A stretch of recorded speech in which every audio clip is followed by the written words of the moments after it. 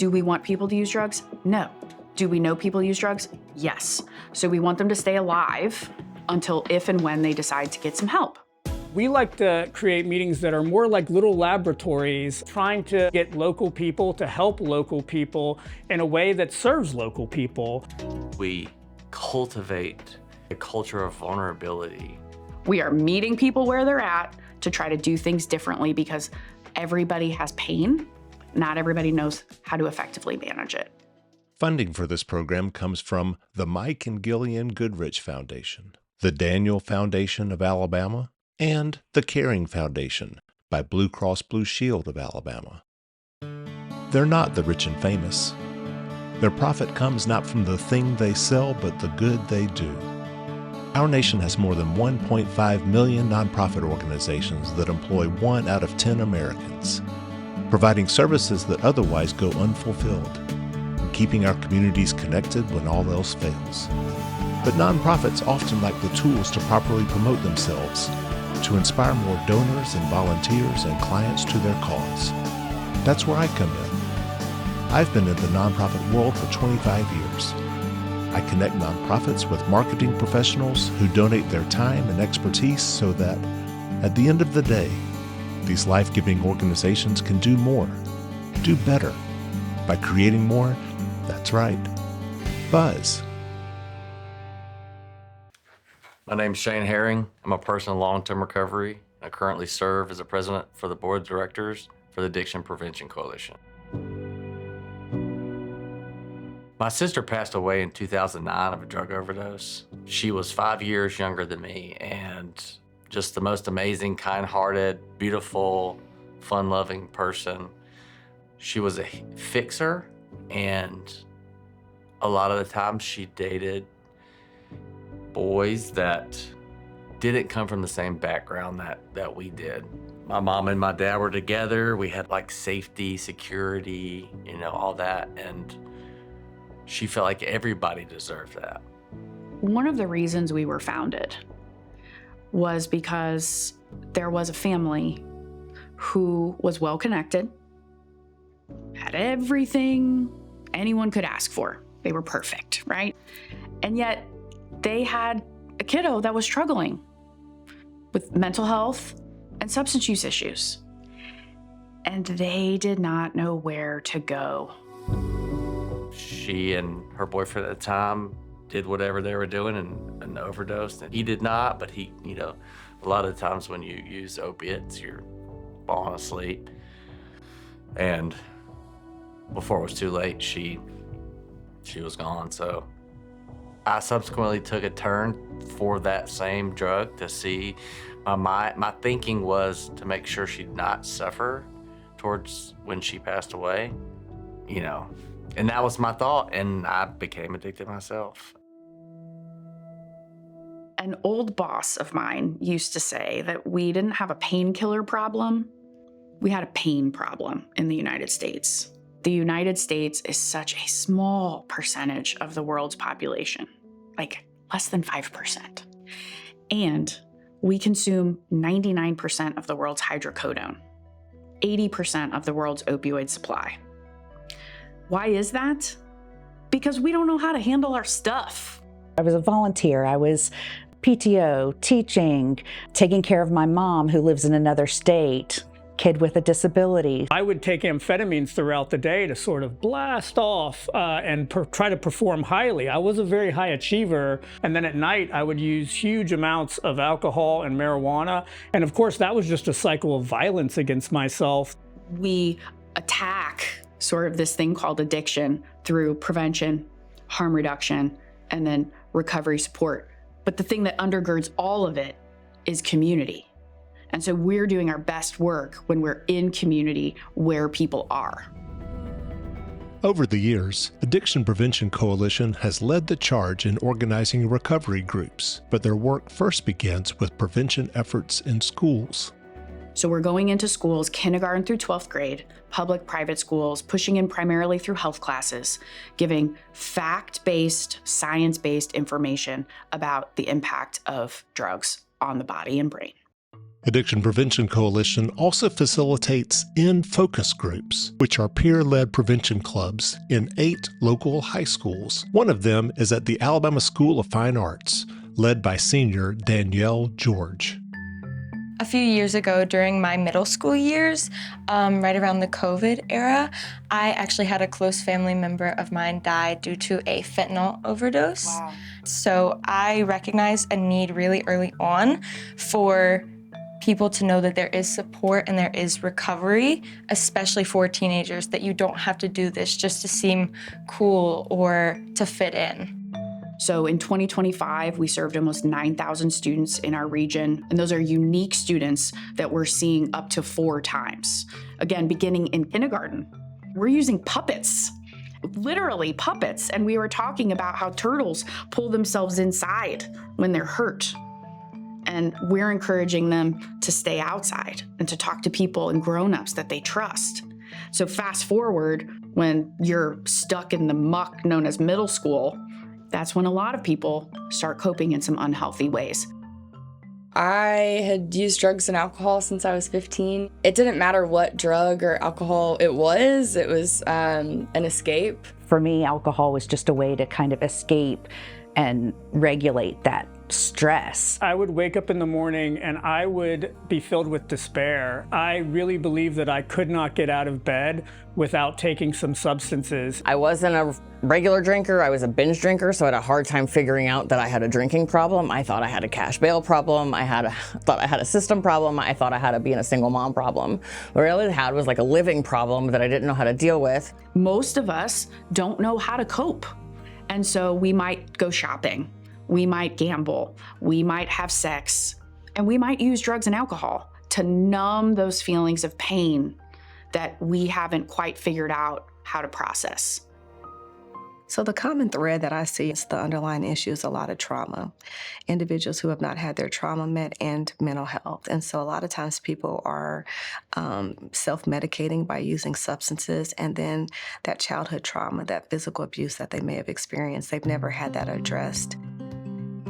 On top of handling all the drug cases in Jefferson County, Judge Maria Fortune facilitates a program called Drug Court, which offers nonviolent defendants rehabilitation rather than incarceration. APC is one of our resource providers and community partners. They come out to our court, and their peer support specialists offer classes for our participants, but most importantly, they're there to guide them on their journey to recovery.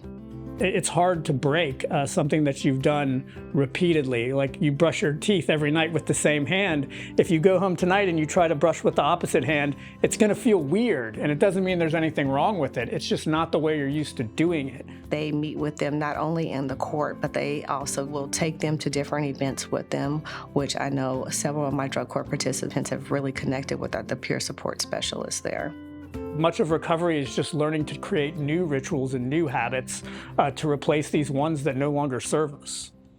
Let's talk about stigma. Stigma is the thing that keeps people sick. Stigma is like a constructed idea of disapproval of a behavior, and it makes the person who does the behavior feel less than. People feel like they've done something wrong. They've committed some sort of crime. They've committed some sort of sin because either they've raised someone who's using, they themselves have used substances, they have tried to harm themselves. You whisper the word, you say, oh, my brother is a drug addict. We lower it because there's so much embarrassment and hurt that surrounds it.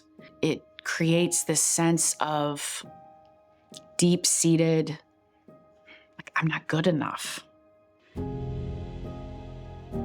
Do we want people to use drugs? No. Do we know people use drugs? Yes. So we want them to stay alive until if and when they decide to get some help. So we do that through Narcan distribution, fentanyl test strip distribution, providing wound care for people that might be using drugs that create sores and things like that. So in 2025, we deployed 360 ONEboxes, which are Narcan delivery devices with a training video component. And Narcan is the opioid reversal drug. It's the nasal spray. Speaking of Narcan, we gave out almost 9,000 units of Narcan last year alone. I wanted to see a ONEbox out in the wild, so I met up with Nichole at Avondale Brewing. So when you open the box, you're going to pull this tab. First off, let's take a deep breath. Step number 1 is to check to see if somebody really is unresponsive. And within 2 minutes, this will walk somebody through how to administer Narcan and how to do rescue breathing. Oh, wow. The other thing that's really cool, particularly here in Birmingham, where we have a large Spanish population, is you can push this button. Primero que nada, respire profundo. Beautiful. El primer Beautiful. paso es Yep. asegurarse de que la persona. And so every box comes with 2 doses of Narcan, Okay. 2 boxes of PPE, so like a mask and gloves and stuff like that, Right. as well as resource cards. And then ultimately, we are hoping that people find hope and healing in whatever way looks like for them. So that's where our recovery groups come in. The third way that Addiction Prevention Coalition attacks addiction is through recovery support, leading multiple groups throughout the week and region catered for the unique needs of the community. My name is Randy Hall, and I'm a peer support specialist with APC, which means that I coordinate and facilitate peer support meetings. We have 11 different meetings a week. They are inclusive, they are evidence-based and secular, and they really try to capture people who might fall through the gaps of traditional recovery systems.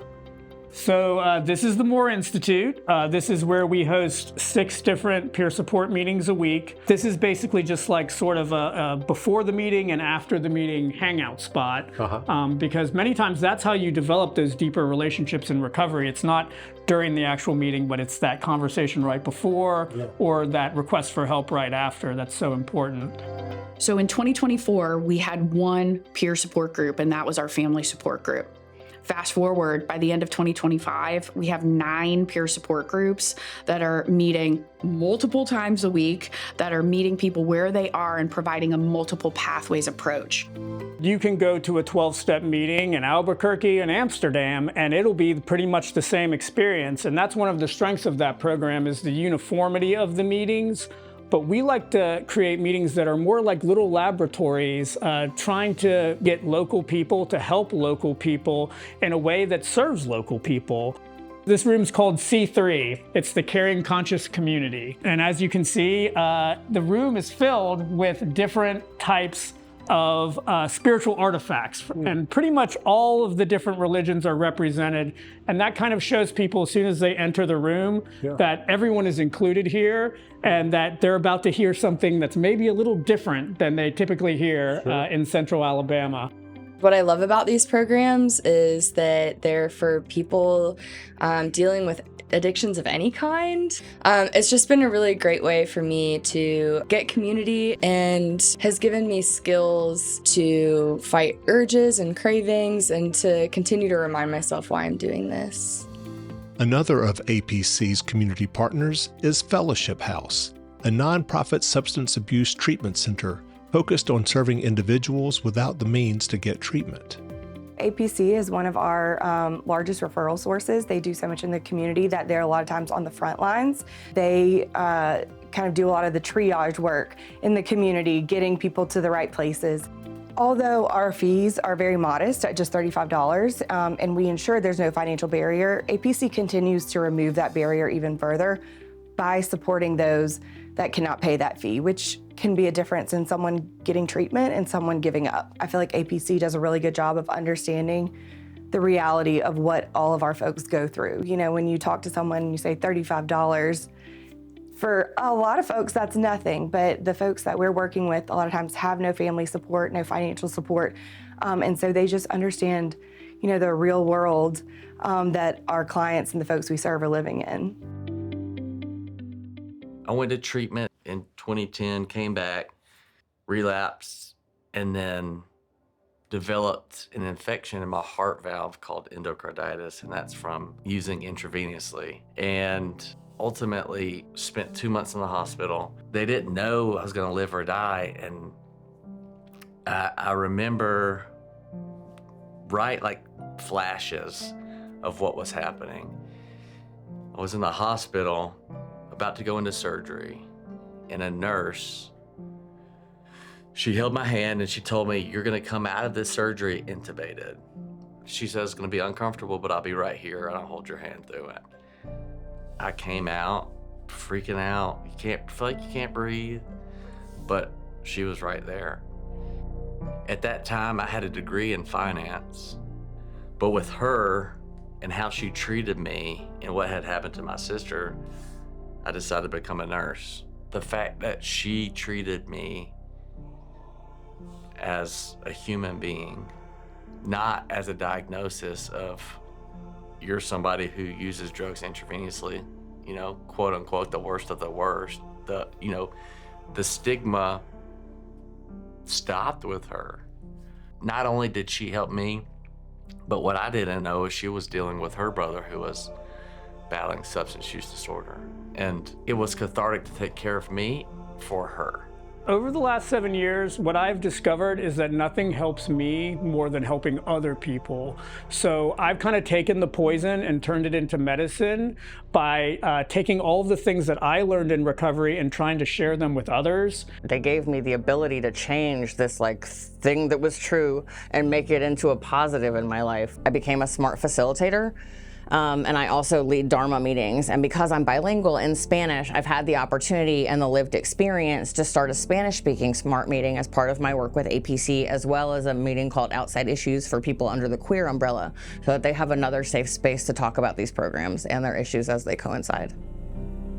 So we have Art Lab with Addiction Prevention Coalition. It's a great partnership.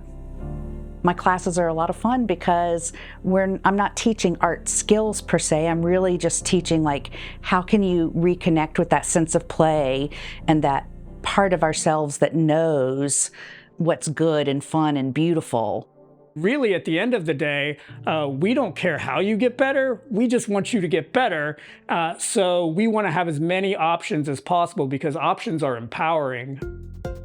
When we were promoting the ONEboxes, we were hearing from a lot of bar owners, managers, restaurant owners, and they were expressing a tremendous amount of trauma and grief. Sure. Because they might have had customers who sat across the bar for them for years who no longer were there.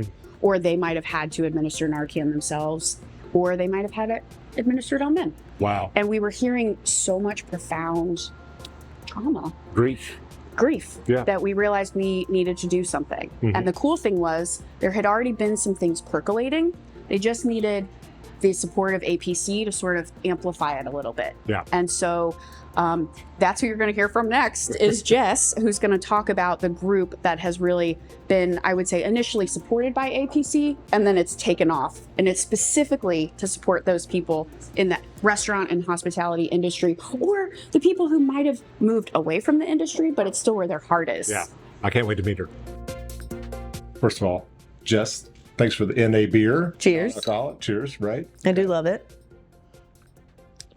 Tastes just like beer without the consequences. Love that. Yeah. So there's a group of people that we're meeting over at Saturn that were service industry based sober people. They ended up stopping meetings because everybody just had a lot going on and there wasn't any support. They were just a bunch of people meeting every Monday. Yeah. So I had talked to one of the guys who was part of that, and he was like, I want to do this thing. I know you're really in. And I was like, yeah, that's cool. Let's do it. And then a week later, he was like, I got APC on. And I was like, oh, really? That's awesome. So they're going to come. So we all had a meeting and we sat down, and they've been able to give us some resources and connect us with more people, which has been really, really helpful. One of the meetings that we host on a weekly basis is called Pre-Shift, which is a Ben's Friends meeting, which is specifically for people who are in the food and beverage industry who face unique challenges having to work around alcohol, having to serve alcohol to others, also in an environment where alcohol and drugs are frequently used in order to get through that late shift, right? Just like in television, just like in movies, we need to hear stories and see stories that are about us so that we can relate, so that we can actually move forward with ourselves. Despite APC's critical role in Alabama's fight against addiction, the ecosystem that they've cultivated is still fragile. In middle of January, one night around 9:30, I got some emails saying that our funding had been cut. And just like that, we lost a quarter of our budget. I did what any pit bull would do, and I got on the phone and I was calling SAMHSA, who had no idea what was going on because they did not know the letters were released. I called our congressional delegation, who were just as surprised as I was to find out.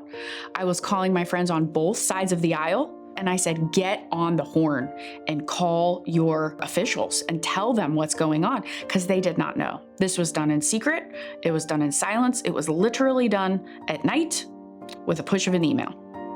People, everyday people, called, wrote, emailed, got on social media and said, hey, it is unacceptable for you to take away these fundamental services that provide a safety net for my loved ones and for myself. We got the word out, and about 48 hours later, funding was reinstated. And that's amazing, and we've been able to breathe a small sigh of relief. What it shows, however, is just how delicate the entire landscape is. Without APC, we wouldn't be able to do a lot of our community and service projects. APC alone raised over 500 pounds of food for our food drive this fall. APC is also responsible for providing hygiene kits.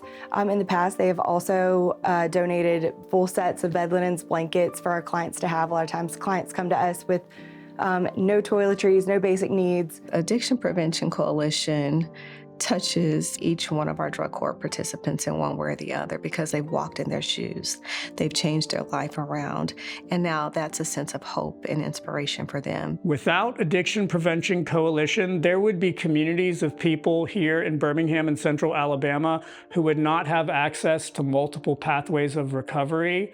You know, they say hurt people hurt others, but I believe that healed people can heal others, and I can share my unique experience with others, and it can resonate with them. If I could go back and do a lot of things over with my sister, it would be to develop an environment where she wouldn't have been afraid to be open about what's going on. How would this look different if she felt safe enough to maybe come and speak with my parents, or to me maybe? Because I'll be the first one to tell you, I was not a fan of the person she was dating. In knowing that, was she then afraid to come and tell me certain things?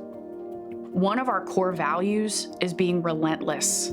We are relentless in our mission to reduce stigma. We are relentless in our mission to find gaps and to fill those gaps. If we keep doing what we've always done, we're not going to move the needle. It'll be just another drug epidemic in another decade. How then do we cultivate, I like to say, a culture of vulnerability? I think the biggest thing to do is provide that safe environment. And if certain things aren't done continuous day in and day out, I don't know that environment can be built. We have to do things differently. And that's why we go out in community, whether we're going to a church or a bar or an elementary school or a strip club. We are meeting people where they're at to try to do things differently, because everybody has pain. Not everybody knows how to effectively manage it. Each year, Addiction Prevention Coalition holds an End Addiction Walk through downtown Birmingham. I wanted to give the event more buzz, so I reached out to a good friend, Casey Lewis, who works for LeadPoint Digital, a marketing agency in Roanoke, Virginia, which has helped many nonprofits on my show there. I knew Casey would do a great job promoting the event, not only because of her marketing prowess, but her passion for her own sobriety. I started drinking when I was 16, just with friends, and then a little over 2 years ago, I started working part-time at a local brewery just to have some extra cash on the side, and that's when my toxic habit really increased, and I just found myself drinking every night or every day, and just let other bad habits form too. I wasn't taking care of myself, I wasn't taking care of my house, wasn't the best cat mom I could be. I did hit rock bottom. I had kind of a bad one bad night that I won't go into detail about, but I decided to give up alcohol. I figured that was what I needed to do. Cold turkey, I tried giving it up in moderation before, but then I told myself I'd just drink on the weekends or for a special event, and then dinner with my grandma became a special event, so it's easy to convince yourself. I have a great group of friends and family that have been really supportive throughout the process, so they've been a great resource, and I haven't drank since, and I'm not planning on it. So my sister actually lives in Birmingham, Alabama, all the way from Roanoke, Virginia, and she's been there for about 7 years. And she met her husband there. They live there now. She's a Birmingham City Public Schools elementary teacher. She just won Teacher of the Year, so I'll shout her out on that. But I'm really passionate now about sobriety and about ending addiction, and so I really wanted to help a nonprofit in a place where I have a special tie to as well.